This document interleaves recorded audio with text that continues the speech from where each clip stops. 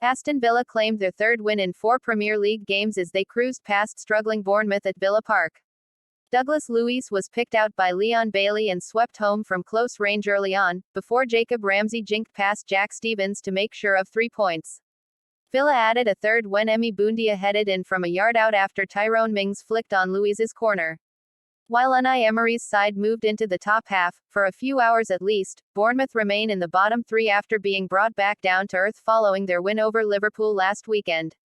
Relive Aston Villa vs Bournemouth and all of Saturday's Premier League action. Visit our Aston Villa page. More Bournemouth content. Villa were on top from the start and, after Luiz put them in front, they had numerous chances to extend the lead. Ollie Watkins had the best of the opportunities when he was put through by Buendia, only for his dinked effort to be kept out by Bournemouth goalkeeper Nedu. The hosts might also have had a penalty 6 minutes before the break when Ramsey's goal-bound shot was deflected over the bar by the hand of Stephens, but the video assistant referee turned down Villa's appeals. Bournemouth's limited threat came through the pace of their front 3. However, Dominic Solanke, now without a goal in 10 league matches, lacked conviction when clean through and his hesitation allowed Mings to get back and make the block.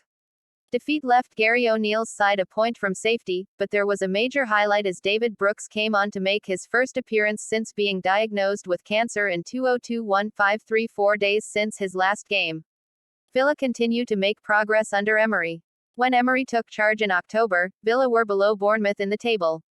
Victory on Saturday means they are now 14 points ahead of them and they look the superior side throughout.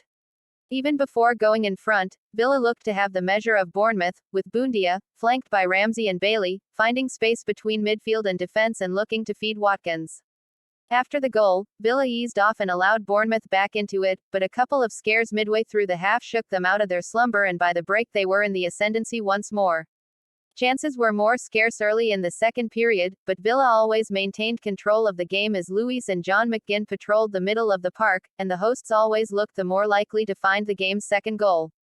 Ramsey eventually provided it and Villa were able to express themselves for the final 10 minutes, creating chances at will as Watkins came close again and Mings spurned a glorious chance, shooting straight at Nedu from 7 yards out having been left all alone at the far post. With 11 games to go and only 4 points separating 6th and 11th in the table, Villa have the chance to make it an exciting end to the season and push for an unlikely European spot. Blunt Bournemouth struggle again on road. After the high of toppling Liverpool a week ago, it was back to reality for Bournemouth as they succumbed to a 9th defeat in 10 away games in all competitions.